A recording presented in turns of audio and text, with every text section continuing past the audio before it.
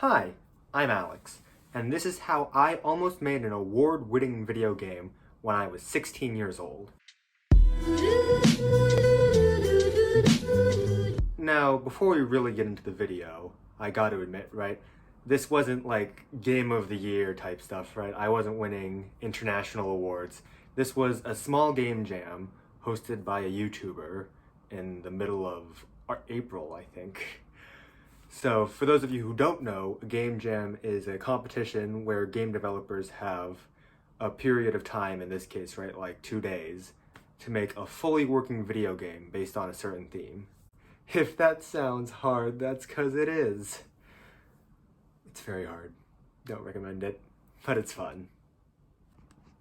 So, the jam I entered was the Ryan Laley Spring Game Jam. I think that's how the words were ordered. It was some combination of those words. And the theme for that jam was... Shit, what was the theme?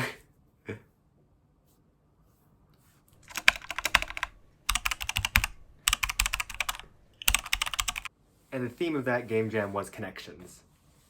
So what I decided to do was make a puzzle game. I love the kind of 2D Sokoban style games like Bob Is You or Into the Breach.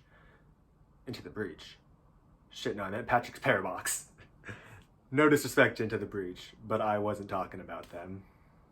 What I ended up coming up with was a game where you would move pieces around a... Actually, this would be better with Legos. So what I came up with was a game where you controlled a piece and you moved that piece, but when it came in range of another piece, they would connect and move as one piece together.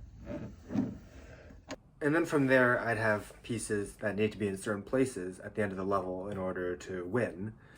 And that was pretty much the core game loop. I don't know if I'm explaining it well.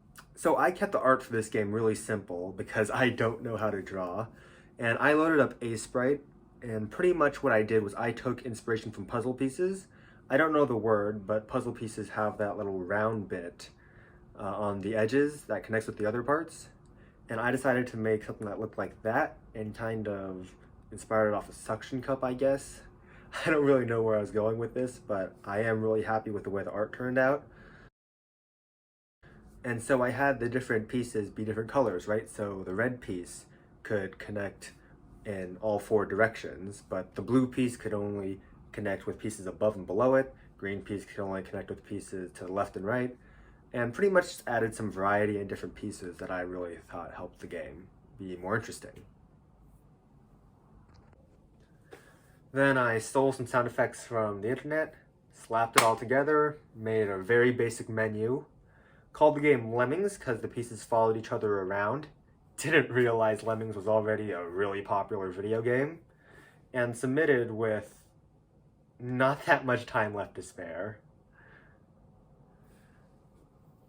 Game dev is hard, folks.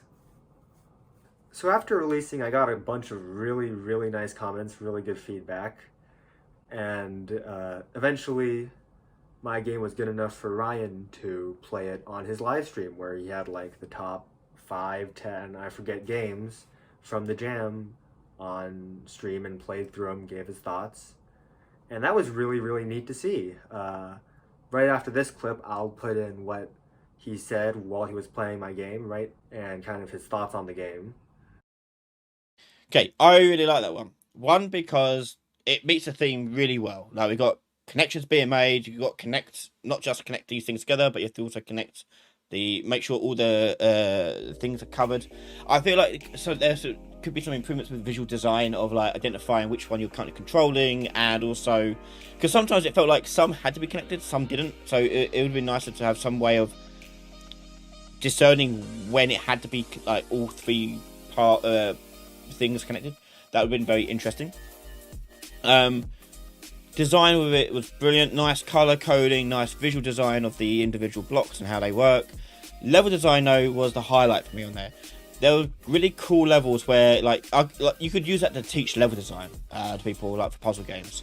Yeah, so what was really good about level design was that it forced you to learn how to play the game with it. So the first level was literally just showing you how to move, and then it showed you like through forcing you into a particular pattern of movement, how certain aspects of the game worked, which I really liked. And they had a good little test at the end there to show you putting it all together. So strong, very strong entry there. I think that's my new favourite one. So overall, I think the other participants really liked my game. Ryan clearly really liked my game. I should win, right? I kind of thought I was gonna win. But yeah, seriously, not getting the cash prize kind of... I didn't even talk about the cash prize. There was a cash prize of like $200 to the winner. So, I came second place. So close yet so far. But for real, the guy who made the other game that did win, I played the game. It was really good. And, second place isn't too bad. Learned a lot. Was really proud of the game. And that's why I decided to expand it into a full release game. Changed the name to Pipelinks. Spent a year fixing it up pretty much, adding new features, new mechanics. That's the same thing. Revamped some stuff. The game is out now on Steam and itch. Please buy it, because I want to pay for college. Great. They'll be linked below, and thanks for watching.